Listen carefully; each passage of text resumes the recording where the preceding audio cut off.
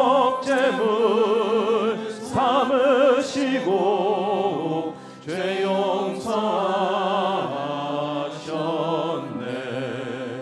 하나님 크신 사랑은 증량 다 못하네.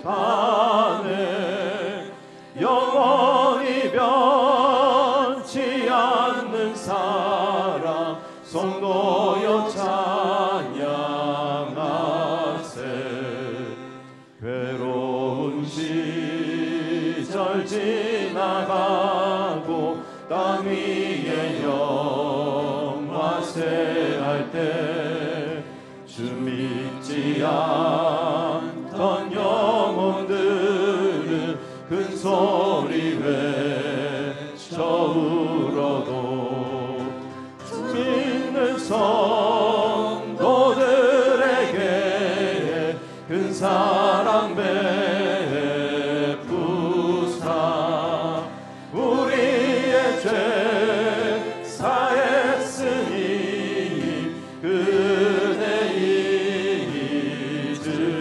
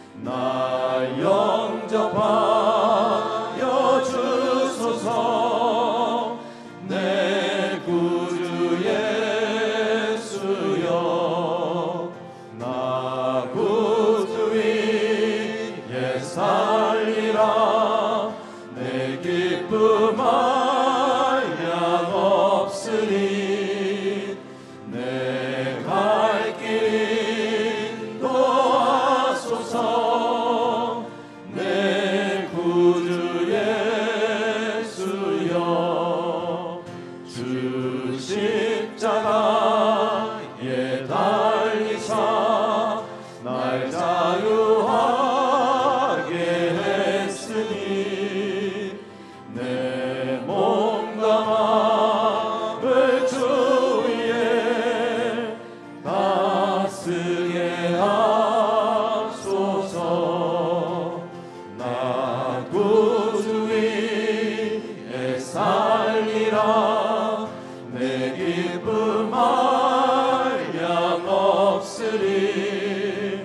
내 갈 길이 도하소서. 내 구주 예수여. 주 십자가에 달리사 날 자유하게 했으니 내 몸과 마음을 주 위에 다스게 하소서. 나 구주 위에 살리라. 내 기쁨 한량 없으리. 내 갈 길이 도하소서. 내 구주 예수여. 나 구주 위에 살리라. 내 기쁨 한량 없으리. 내 갈 길이 도하소서. 내 구주 예수여.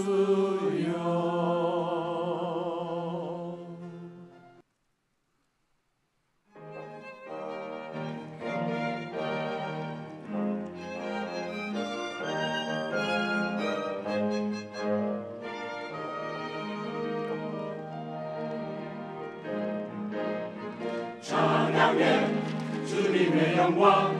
세상의 창조자 그는 하나님. 기뻐해 하늘 울리도록 찬양받기 합당하신 주님. 여호와 주는 하나님. 영원히 찬양 드리세. 찬양해 주님의 영광. 구원자 되신 주는 하나님. 기뻐해 주의 백성 모여 찬양받기 합당하신 주님. 여호와 주는 하나님. 영원히 찬양 드리세. 은혜의 주 하나님 높여 찬양하라. 그 사랑 영원하며 주의 영광 가득해. 날마다 시시하게 내 곁에 찬양받기 합당하신 거룩하신 주님. 거룩 거룩 거룩 전능하신 주님. 이른 아침 우리 주를 찬송합니다.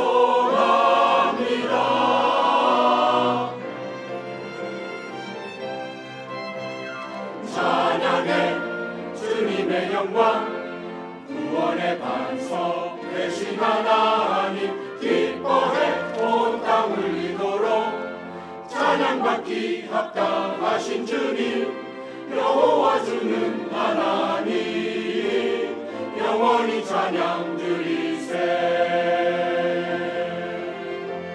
여호와 주는 하나님. 경배와 찬양 영광과 존귀 영원히 여호와 주님께 올리세.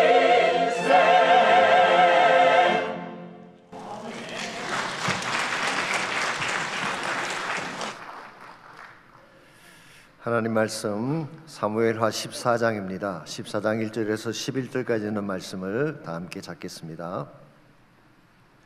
차이신 줄 알고 한 절씩 교독합니다. 스루의 아들 요압이 왕의 마음이 압살롬에게로 향하는 줄 알고 두고아의 사람을 보내 거기서 지혜로운 여인 하나를 데려다가 그에게 이르되 청하건대 너는 상주가 된 것처럼 상복을 입고 기름을 바르지 말고 죽은 사람을 위하여 오래 슬퍼하는 여인같이 하고 왕께 들어가서 그에게 이러이러하게 말하라고 요압이 그의 입에 할 말을 넣어주니라. 두고아 여인이 왕께 아랠 때에 얼굴을 땅에 대고 엎드려 이르되 왕이여 도우소서 하니 왕이 그에게 이르되 무슨 일이냐 하니라. 대답하되 나는 진정으로 과부니이다. 남편은 죽고 이 여종에게 아들 둘이 있더니 그들이 들에서 싸우나 그들을 말리는 사람이 아무도 없으므로 한 아이가 다른 아이를 쳐 죽인지라. 온 족속이 일어나서 당신의 여종 나를 핍박하여 말하기를 그의 동생을 쳐 죽인 자를 내놓으라. 우리가 그의 동생 죽인 죄를 갚아 그를 죽여 상속자 될 것까지 끊겠노라 하오니 그러한 자 그들이 내게 남아있는 숯불을 꺼서 내 남편의 이름과 시를 세상에 남겨두지 아니하겠나이다 하니 왕이 여인에게 이르되 내 집으로 가라. 내가 너를 위하여 명령을 내리리라 하는지라. 드고와 여인이 왕께 아뢰되 내 주 왕이여 그 죄는 나와 내 아버지 집으로 돌릴 것이니 왕과 왕위는 허물이 없으리로다. 왕이 이르되 누구든지 내게 말하는 자를 내게로 데려오라. 그가 다시는 너를 건드리지도 못하리라 하니라. 우리 11절 다 같이 읽습니다. 여인이 이르되 청하건대 왕은 왕의 하나님 여호와를 기억하사 원수 갚는 자가 더 죽이지 못하게 하옵소서.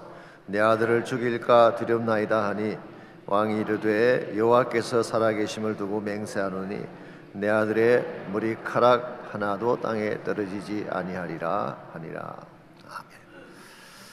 아멘. 아시는 대로 미국을 대표하는 음료수가 콜라죠. 미국뿐만 아니라 전 세계 거의 모든 사람들이 애호하는 드링크가 콜라입니다. 그 중에서도 가장 많이 마시는 것이 코카콜라이죠. 사람들이 맛이 좋다고 생각하기 때문입니다. 그런데 과연 코카콜라의 맛 때문에 사람들이 그것을 선호할까요?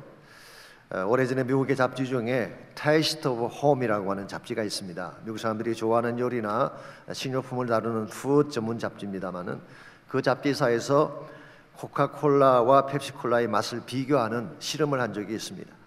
근데 펩시 캔에는 코카콜라를 담고 코카콜라 캔에는 펩시를 담은 후에 서로의 맛을 비교하게 한 것입니다. 물론 감식하는 사람은 이것을 몰랐습니다.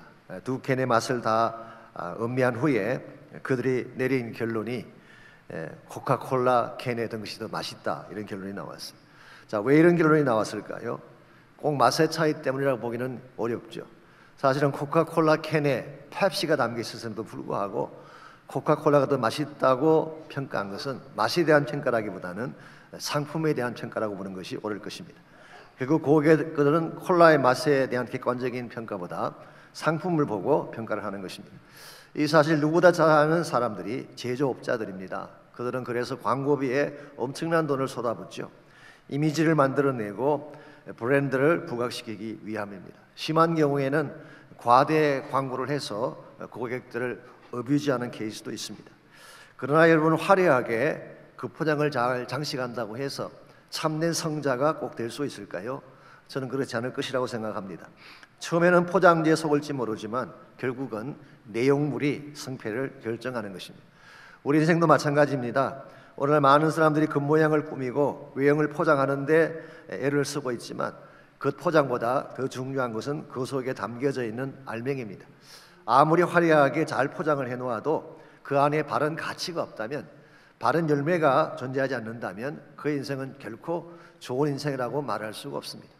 크리스찬 삶도 마찬가지입니다. 거룩한 외형만으로 충분하지가 않습니다. 거룩한 삶의 열매가 있어야 되는 것입니다. 사랑에 대해서 외친다고 충분한 것이 아니라 실제로 사랑하는 열매가 우리 삶 속에 일어나야 됩니다. 그래야지 사람들이 우리를 통해 선한 영향을 받게 되는 것입니다. 그럼에도 불구하고 오늘날 현대 크리스찬들 중에 상당 숫자가 외적인 거룩함만 자랑하려고 외형만 꾸미며 살아가다 보니까 세상 사람들에게 외면당하기도 하고 복이 막히는 경우도 흔히 볼 수가 있습니다. 사람들이 정말 보고 싶은 것은 우리 안에 있는 진정한 가치인데 그 모양만 나타내려고 했기 때문입니다. 20세기 최고 영성가 중에 한 사람인 달라스 윌라드라고 하는 분이 있죠. 이분은 서던 베프티스트에서 목회를 하신 적도 있고요, USC에서 오랫동안 티칭하신 학자이기도 합니다. 그분이 선책 중에 하나님의 모략이라고 하는 Divine Conspiracy라고 하는 책이 있습니다. 그분은 그 책에서 현대 크리스천 삶을 두 가지 단어로 표현한 적이 있습니다. 첫 번째 단어는 소비자 신앙, Consumer Faith라는 단어를 썼고, 두 번째는 광고문 신앙, Ad Balloon Faith라고 하는 단어를 썼습니다. 소비자 신앙이라고 하는 것은 주어진 축복을 낭비하고 소모하며 사는 크리스천 삶을 말하는 것입니다. 물질이건 시간이건 나에게 주어진 모든 것을 자신만 누리려고 한다면 그 삶이 남길 열매가 뭐가 있겠어요? 하나님께서 우리에게 물질과 시간을 주신 것은 소모하라고 주신 것이 아니라 하나님 나라 열매를 맺으라고 주신 것인데, 소비만 하며 살아가게 되면 하나님 영광이 될 수가 없겠죠. 두 번째로 광고문 신앙이라고 하는 것은 에드블론처럼 높이 띄워놓고 자랑하는 삶을 말하는 것입니다. 광고문을 보시면은 다 그럴듯하고 매력적이지 않습니까? 만일 광고문에 있는 그대로 다 이루어진다면 뱃살은 다 빠져야 되고 얼굴에 주름기는 다 펴져야 되고 모든 피부는 백옥같이 맑아야 될 것입니다. 그런데 실제가 그런가요? 제가 언젠가 차를 타고 가던 중에 빌보드 광고판에 이런 문구가 적힌 것을 본 적이 있습니다. 목마른 자들아 다 오라, Come all thirsty.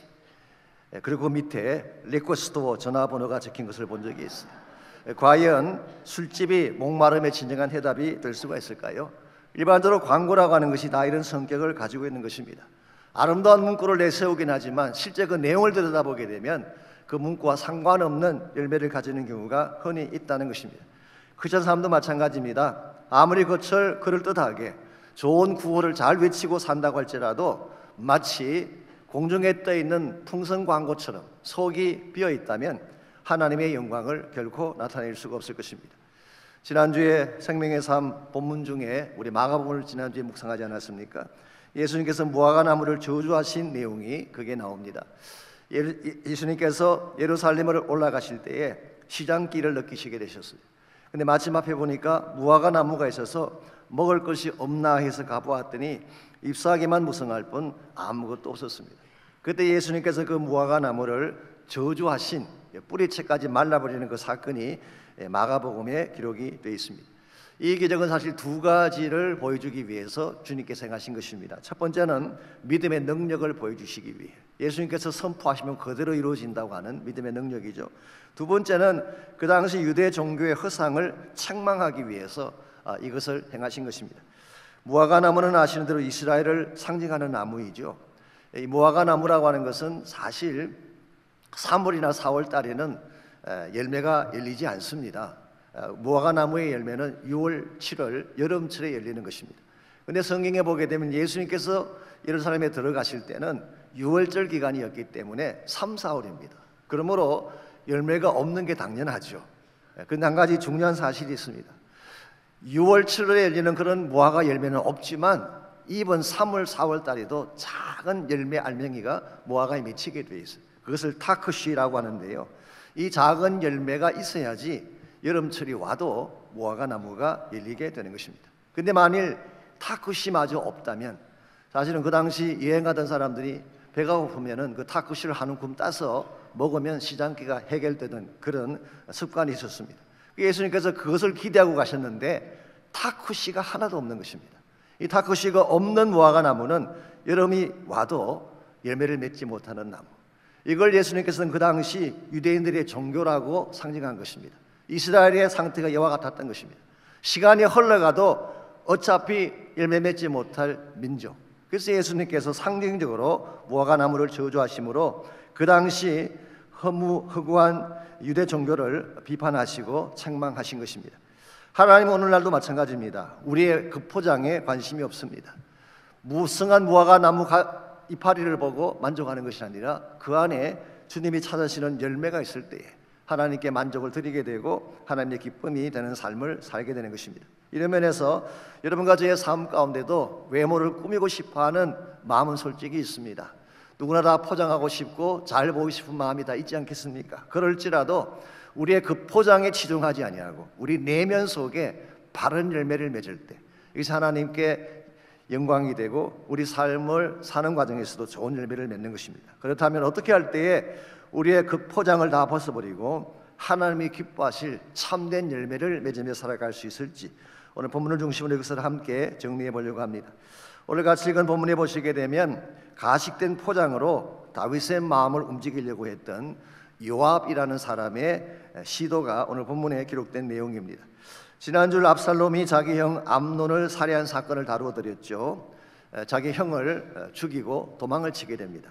우리 13장 37절에 보시게 되면 압살롬이 도망하여 그술왕 달메에게로 갔다 그렇게 기록이 되어 있습니다. 여기 그술이라는 지역은 이스라엘 북쪽에 있는 아람의 소국을 말합니다.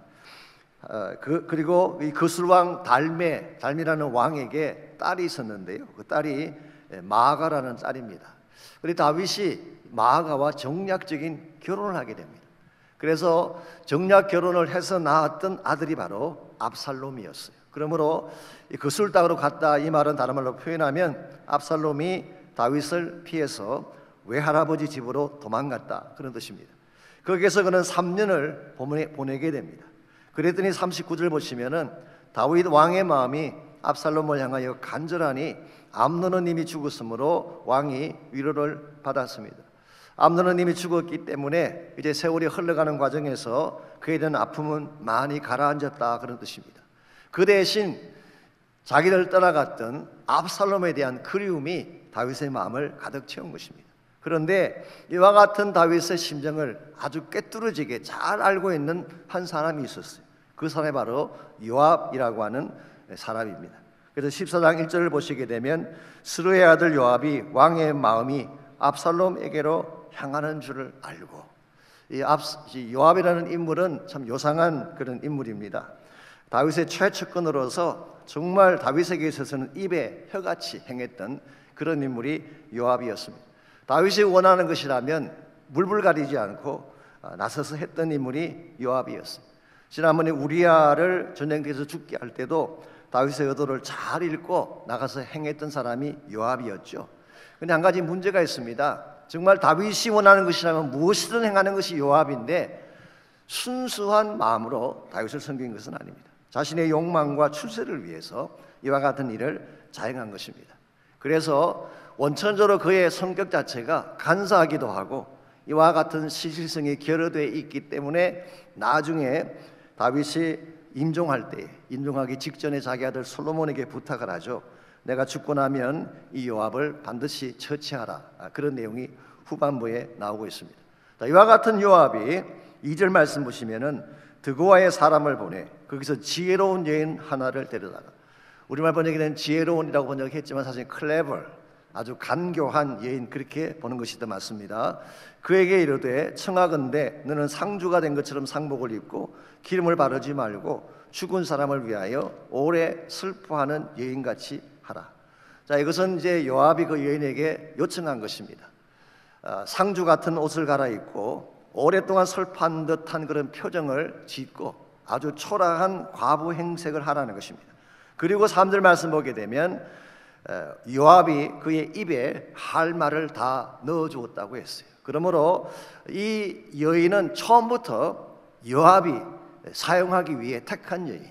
그래서 이 여인의 입술에다가 자기가 하고 싶은 말을 다 집어넣어준 후에 상주 같은 모습으로 꾸미게 하고 그리고 다윗을 찾아가게 한 것입니다. 그러므로 오늘 본문에 나오는 이 드고아의 여인은 처음부터 진정성이 없는 여인이에요.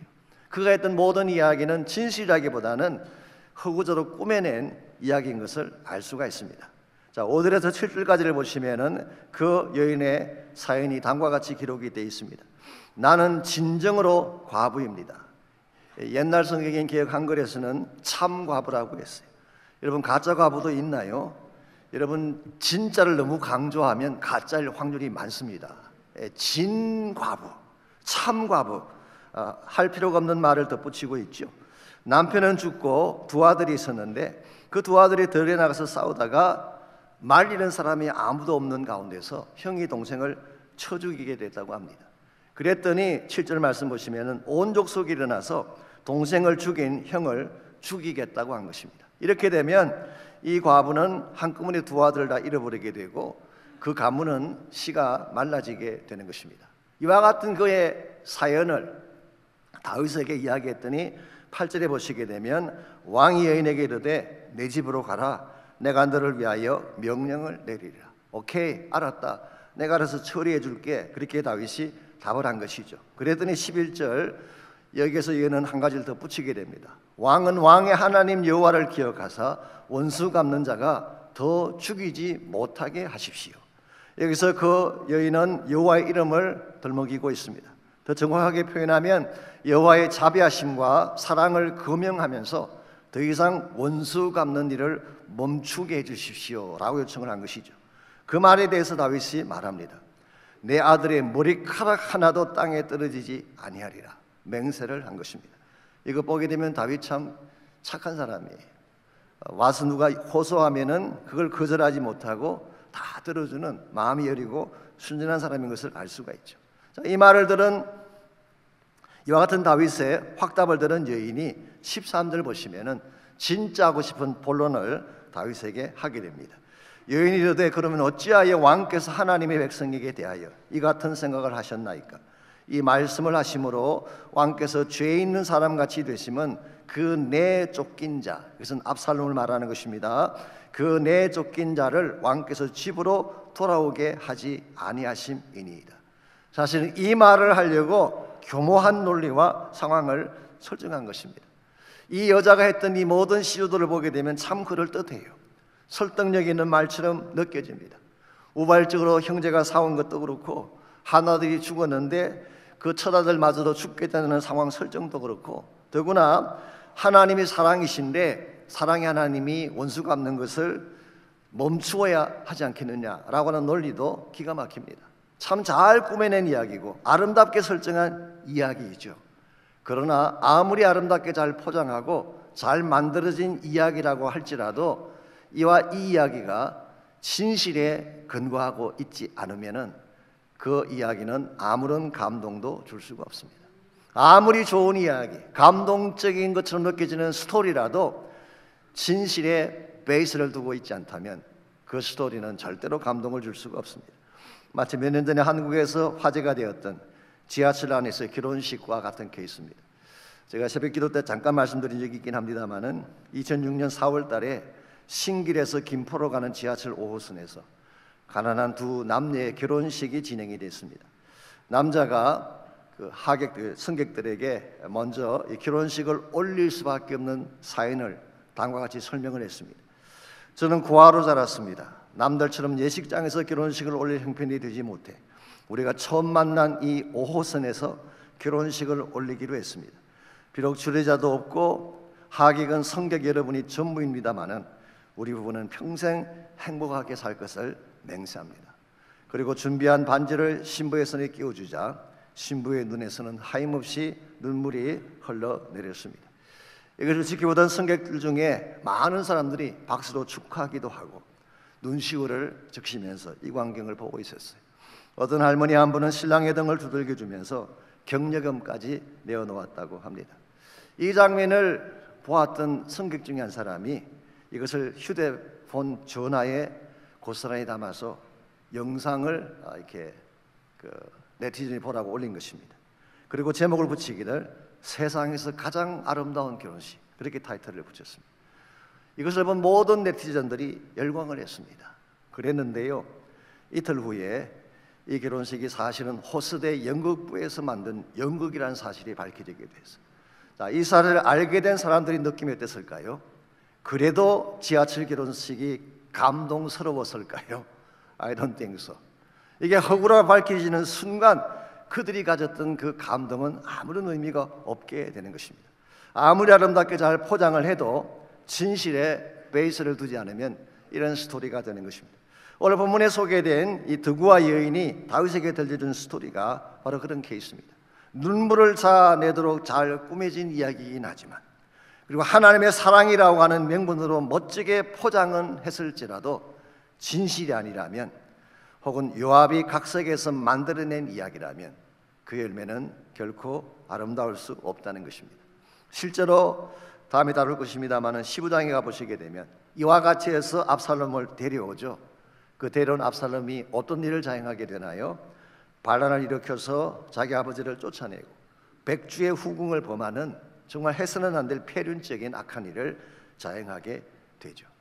그러므로 여러분, 포장을 아름답게 꾸민다고 해서 모든 것이 아름다워지는 것은 아닙니다. 그 속에 무엇이 담겨져 있느냐가 중요한 것입니다. 진실이 담겨져야 되고 사랑이 담겨져야 되고 참된 가치가 담겨지게 될 때에 진정한 차원의 빛을 발하게 되는 것입니다. 이런 면에서 한번 여러분과 제가 우리 삶을 점검해 볼 필요가 있습니다. 우리는 혹시 겉모양만 꾸미며 외형만 추구하며 사는 크리스천은 아닌지, 하나님이 정말 찾으시는 거룩한 알맹이는 빠뜨린 채 그 모양만 그럴듯하게 구성하고 만들어서 사는 삶을 계속하고 있다면 우린 지금이라도 껍데기를 벗고 진실로 돌아가야 됩니다. 그래서 하나님이 정말 찾으시는 바른 열매를 우리 삶 속에 담고 살아가야지 하나님께도 영광이 되고 주변 사람들에게도 좋은 영향을 끼치게 되는 것입니다. 그러므로 우리가 어떻게 하면 크리스천으로서 하나님이 찾으시는 참된 열매를 맺으며 살아갈 수 있을지, 오늘 본문에 소개된 요압과 압살롬의 케이스를 통해서 바른 열매를 맺으며 사는 데 꼭 필요한 몇 가지 원리를 함께 정리해 보려고 합니다. 첫 번째로 바른 열매가 있는 삶을 살려면 동기가 순수해야 됩니다. 순전한 동기를 가져야지 좋은 열매가 맺히게 되는 것입니다. 아무리 좋아 보이는 일이라고 할지라도 근본 동기가 불순하면 아름다운 열매를 맺을 수가 없습니다. 오늘 본문에 요압이 시도했던 이 시도는 외형상 보게 되면 좋은 시도처럼 보입니다. 왜냐하면 원수된 아버지와 아들을 화해시키려고 시도한 것 아닙니까? 이걸 누가 잘못됐다고 말할 수가 있겠어요? 그런데 한 가지 문제는 이와 같은 시도를 행하려고 했던 요압의 동기에 문제가 있었습니다. 요압이 이와 같은 일을 시작한 것은 다윗 때문이 아닙니다. 압살롬 때문도 아니었어요. 심지어는 이스라엘 왕국의 강건한 역사를 위해서 행한 것도 아닙니다. 자기의 개인적인 욕망을 채우기 위한 시도였습니다. 사실은 이 요압이라는 사람이 참 계산적인 사람이거든요. 세상 말로 통밥을 한번 굴려보니까 지금 압살롬이 지금은 이렇게 피신한 가운데 있지만은 벌써 다윗의 마음이 움직이고 있잖아요. 아들을 사랑하는 마음을 가지고 있는 걸 캐치했단 말이에요. 그러면 한번 생각해 보면은 암논은 죽었으니까 이제 왕이 계신 자 한 명은 없어졌습니다. 그러면 가장 강력한 캔디데이트이 누구일까요? 압살롬이죠. 그 다음 아들이니까. 그래서 장차 압살롬이 왕위에 오를 확률이 가장 많다는 것을 간파한 이 요압이 미래에 자신의 위치를 만들기 위해서 이와 같은 시도를 한 것입니다. 그러므로 요압이 이와 같은 일을 했던 근본적인 동기는 욕망 때문이지 순수한 것이 아니었어요. 여러분, 이와 같은 동기를 가지고 일하는 사람은 믿을 수가 없습니다. 왜냐하니까 언제라도 수가 틀리면 딴 길을 택할 수 있기 때문에. 복음서를 공부해 보시게 되면 가룟 유다라고 하는 예수님의 제자가 나오죠. 유다가 많기 때문에 그것을 구별하기 위해서 가롯 유다라고 했는데요. 이 가롯이라는 말이 출신 지역을 말하는 것입니다. 원래 이 이스카리ot이라는 이 단어가 the man of Kerioth라고 하는 의미를 가진 단어라고 합니다. 이 Kerioth라고 하는 지역은 헤브론 남쪽에 있는 유다 지경에 있는 도시입니다. 그러므로 예수님께서 가진 12제자 중에 대다수는 다 갈릴리 출신인데 유일하게 유다 도시에서 픽업한 인물이 가롯 유다였어요. 그래서 가롯 지역에서 나온 유다. 더구나 유다라는 이름 자체가 그 당시 가장 파퓰러한 이름이었습니다. 파퓰러한 이름. 웬만한 사람들은 다 자기 아들을 주다라고 붙이는, 주다 메캅이라는 유명한 영웅이 있었잖아요. 베너 기억나십니까? 베너의 이름이 뭡니까? 주다 베너죠. 이 베너라는 말은 훌의 아들이라는 뜻인데요. 이 베너도 유다 출신. 주다라는 말은 굉장히 유명한 그런 이름이었습니다. 뜻이 뭘까요? 찬양이라는 이름을 가진, 뜻을 가진 이름이에요. 그러므로 이 가롯 유다는 지역 출신도 유다 지경이었고, 그리고 그의 이름 자체가 찬양이라는 뜻을 가지고 있는 좋은 이름을 가지고 있는데, 그의 내면은 그렇지 못했다는 데 문제가 있는 것입니다. 이 가룟 유다의 마음 속에는 순전함이 없었어요. 항상 계산적이고 자기 어젠다를 가지고 살아갔던 대표적인 인물이 가룟 유다였습니다. 한 번은 예수님께서 베다니에 계실 때에 마리아라고 하는 한 여자가 순전한 나드 한 건을 가져다가 예수님 발에 붓고 머리털로 그 발을 닦는 일을 했습니다. 이것을 지켜보았던 한 제자가 분노하며 되물었죠. 이 향료를 어찌하여 300데나리온에 팔아 가난한 자들에게 주지 않느냐. 그는 화를 내며 되물은 것입니다. 이 말을 한 자가 누구일까요? 바로 가룟 유다였습니다. 여러분 생각에 가룟 유다가 정말 가난한 자들 때문에 화를 내었다고 생각하십니까? 아닙니다. 돈이 아까워서 화를 낸 것입니다. 즉 자신의 주머니로 들어가야 할 돈을 왜 예수님에게 붓느냐는 것이죠. 그러므로 가룟 유다의 진정한 마음의 중심은 예수님이 아니에요.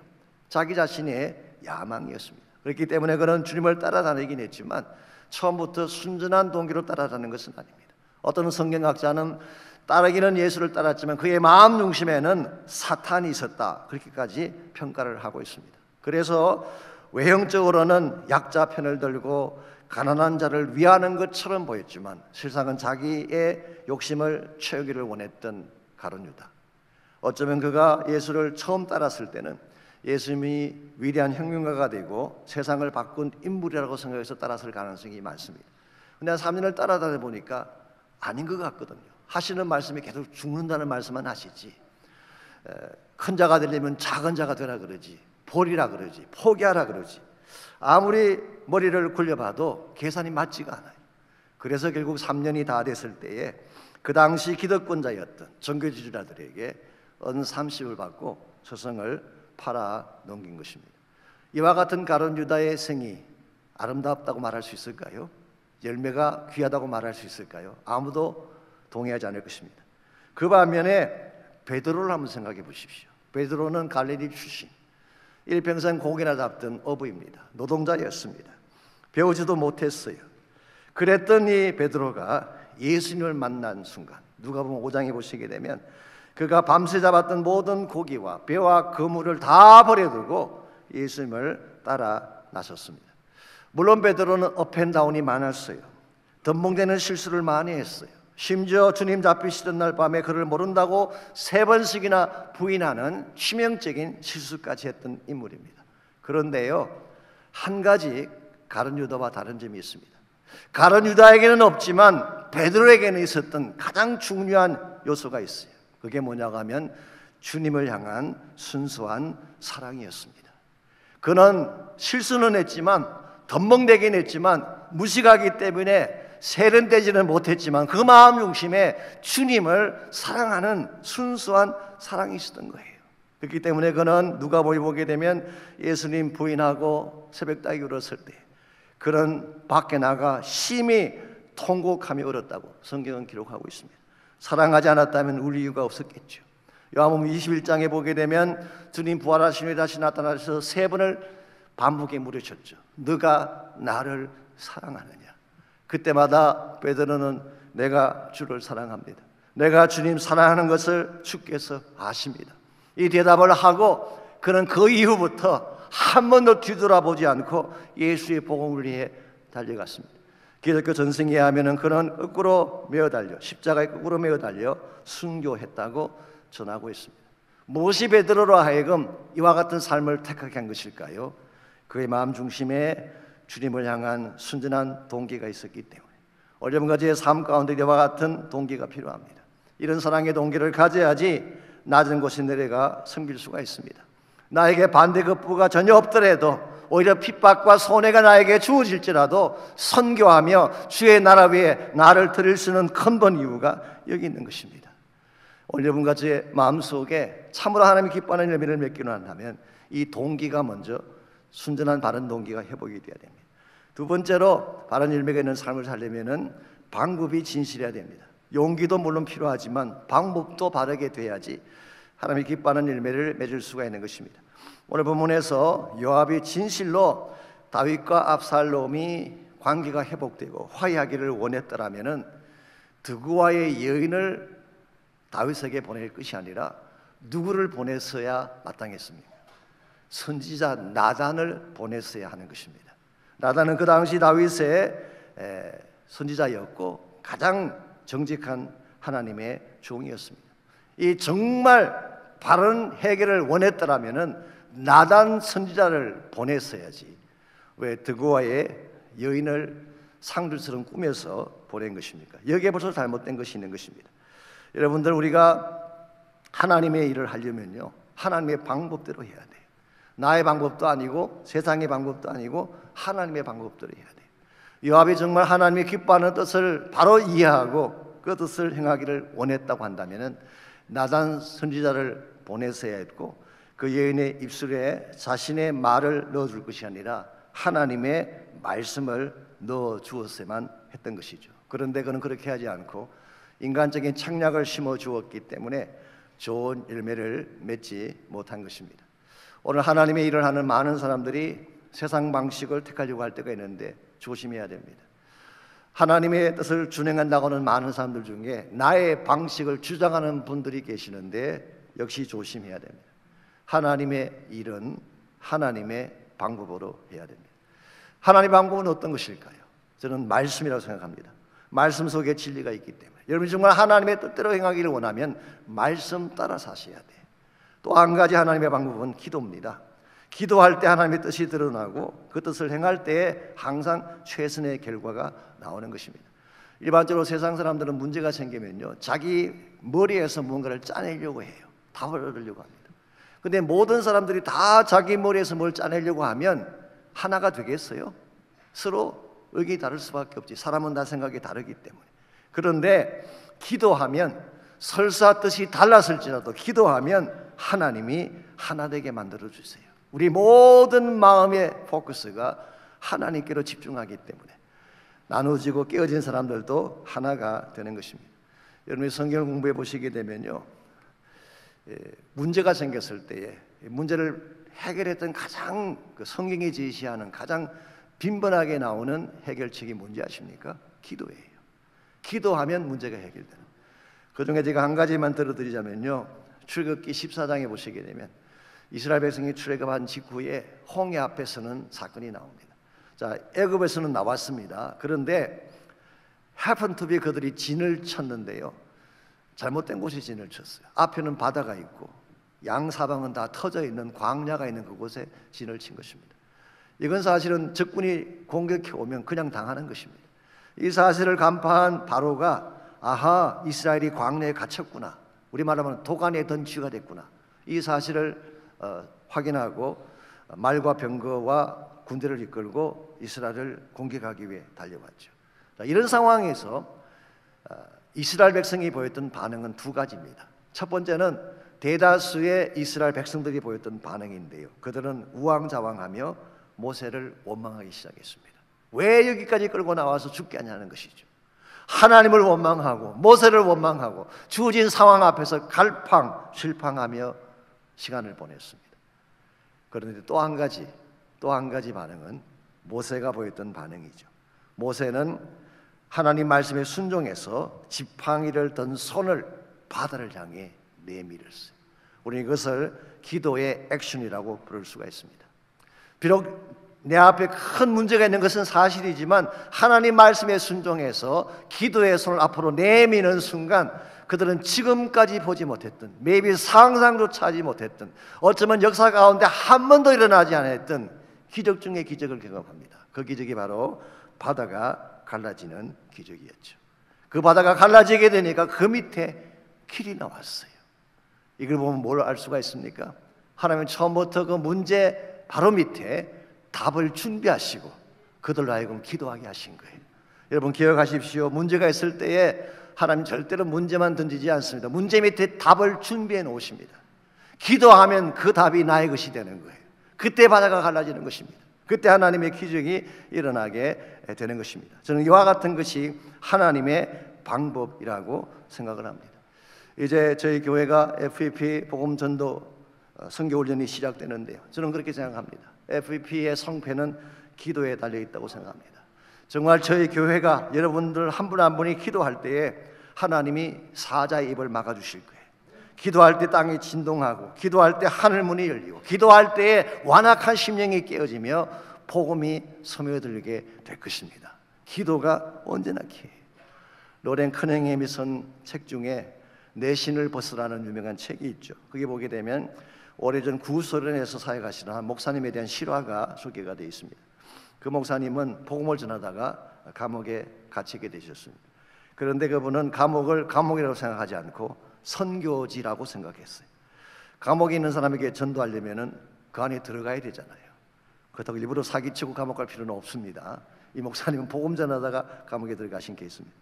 이분이 그 안에 생활하던 중에 흉악한 살인자 한 명을 그 안에서 만나게 됐어요. 얼마나 성격이 포악한지 간수조차도 접근하지 못하는 그런 사람. 이런 자에게 복음 전한다는 것은 상상조차 할 수 없는 일이죠. 그런데 한 가지 방법이 있었어요. 기도하는 것입니다.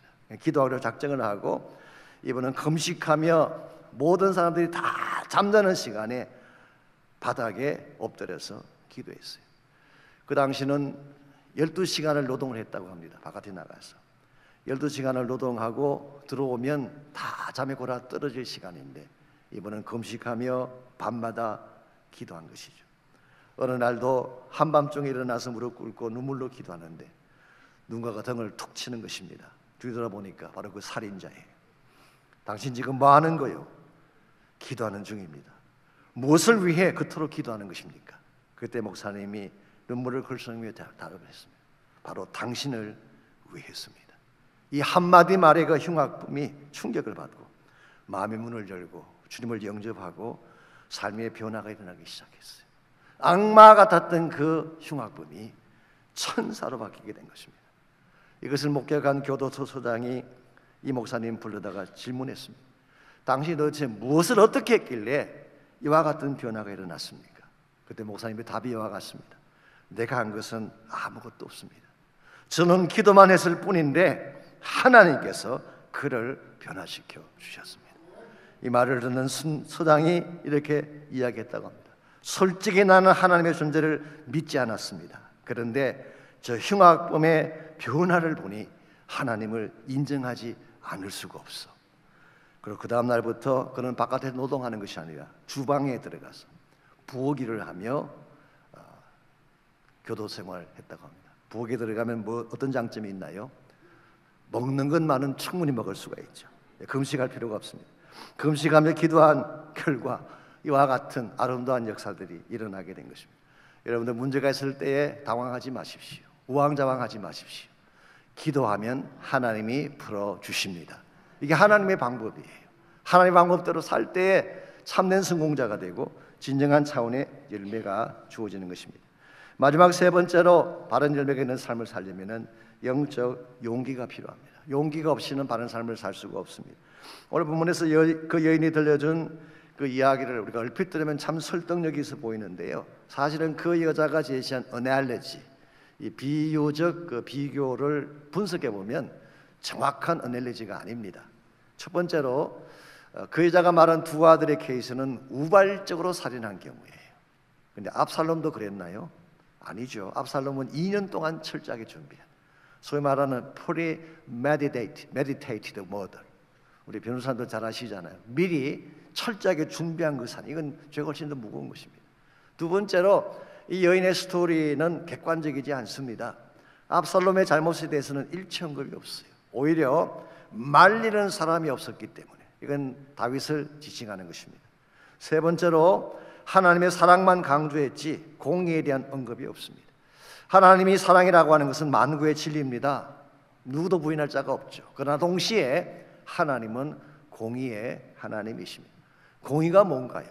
공의라고 하는 것은 하나님의 의를 기준으로 해서 죄를 심판하는 것을 말합니다. 그러면 하나님의 공의가 집행되면 우리가 지었던 모든 죄는 반드시 대가를 지불해야 돼요. 그 대가 지불은 바로 사망입니다. 죽은 후에는 지옥 가는 것입니다. 근데 하나님께서 공의를 집행하시게 되면 살아남을 자가 한 명도 없는데 하나님이 여러분과 저를 사랑하셨어요. 그래서 이 공의를 집행하면서도 하나님의 사랑을 이루어서 우리를 구원하기 위한 유일한 길이 무엇이었나요? 그게 십자가예요. 예수님께서 대신 나의 죄를 담당해 주심으로 하나님의 공의가 집행되고 그 결과 죄로 말미암아 죽을 수밖에 없었던 여러분과 제가 구원받고 생명 얻고 천국 가게 된 것입니다. 그러므로 회개 없이, 죄에 대한 인식 없이 사랑만 강조하는 것은 굉장히 그럴듯해 보이지만 복음은 아닙니다. 참된 복음은 하나님의 사랑 앞에 나의 죄를 인정하고 죄를 자복하고 회개할 때 그 사랑이 나의 사건이 되고 나의 축복이 되는 것입니다. 오늘 본문을 보시게 되면 아시겠지만 본문 어디를 보아도 압살롬이 회개했다는 기록이 한 군데도 나오지 않습니다. 3년 동안 외갓집에 가 있으면서도 한 번도 회개하거나 뉘우치다는 기록이 나오지 않고 돌아온 이후도 마찬가지였어요. 그러나 다윗은 어떻게 했나요? 사실 죄로 따지자면 다윗도 압살롬 못지않게 흉측한 죄를 지은 자예요.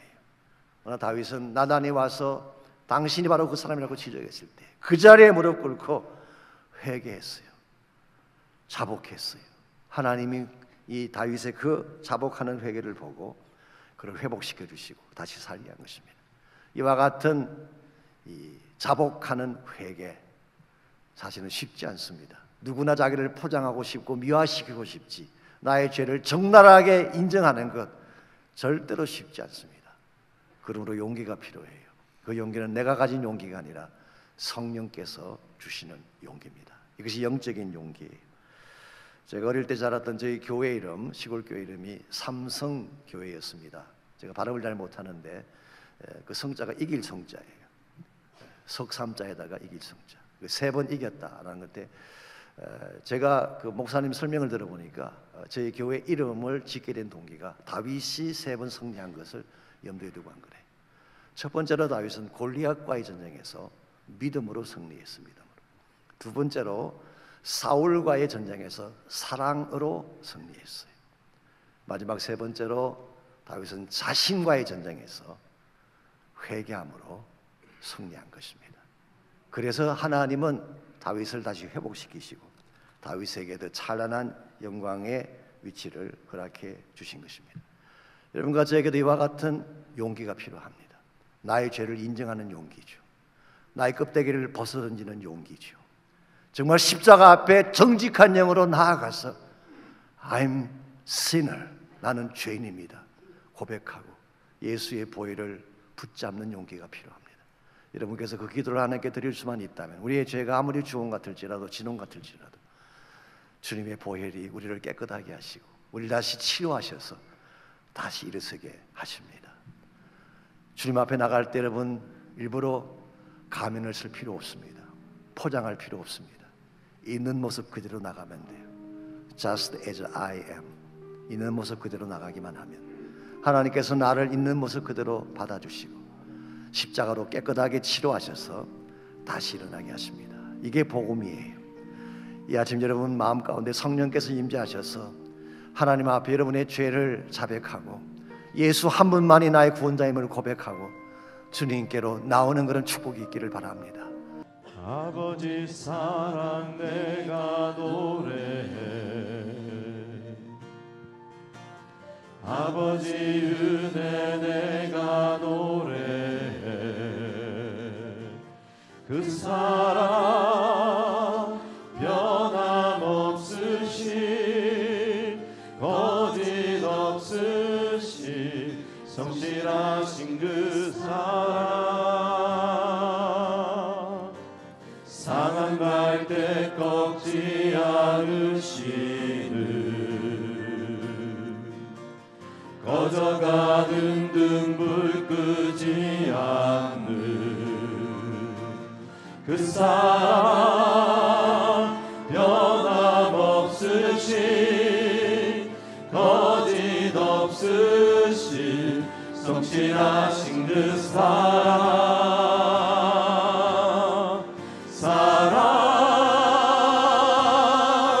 그 사랑 날 위해 죽으신 날 위해 다시 사신 예수 그리스도 다시 오실 그 사랑 죽음도 생명도 천사도 하늘의 어떤 것에도 끊을 수 없는 영원한 그 사랑 예수. 아버지 사랑, 아버지 사랑 내가 노래해. 아버지 은혜 내가 노래해.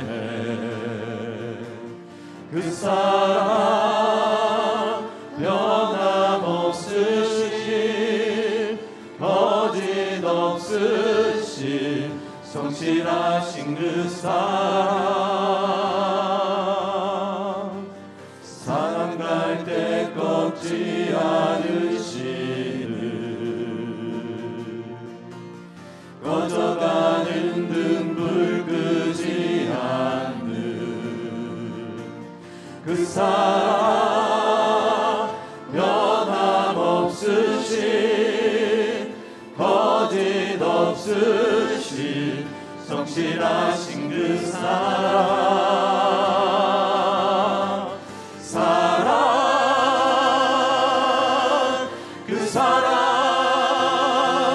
날 위해 죽으신 날 위해 다시 사신 예수 그리스도 다시 오실 그 사랑 죽음도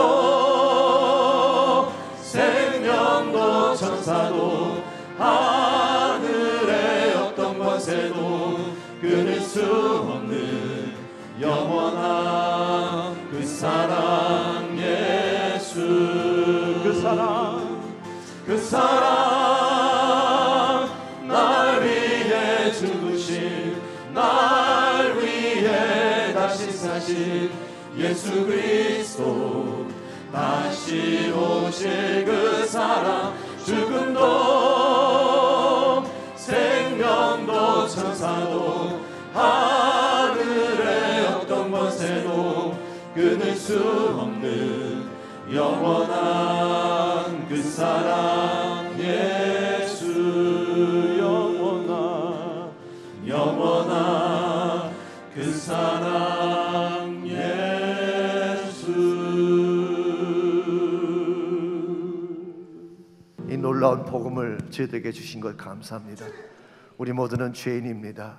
우리 모두는 죽어야 마땅한 자인데 예수의 보혈로 우리의 죄를 씻겨주시고 영원한 생명 얻게 하시는 은혜 감사합니다. 여기서 머리 숙인 사랑하는 형제자매들 가운데 아직도 이 주님 만난 분이 혹시 계시다면 이 시간 주의 성령님 강력하게 그 심령에 역사해 주셔서 죄를 자백하는 용기를 허락해 주시고 십자가 붙들 수 있는 믿음을 허락해 주셔서 예수님을 영접하고 구원받는 아름다운 역사가 일어나게 하여 주시옵소서. 문제를 가지고 방황하며 신음하는 자가 있습니까? 기적의 하나님께서 우리가 기도할 때에 반드시 응답할 줄 믿사오니 기도로 승리하고 기도로 하나님의 영광을 나타낼 수 있는 저희 모두 되게 하여 주시옵소서. 이제는 우리 구주 예수 그리스도의 은혜와 하나님 아버지의 무한하신 사랑과 성령님의 충만한 임재하심이 예배를 마치고 돌아가는 모든 성도 한 분 한 분에게 그들의 가정과 삶의 터전과 자녀들과 자손들 위해 이제로부터 항상 함께 하옵시기를 예수님의 이름으로 간절히 축원하옵나이다.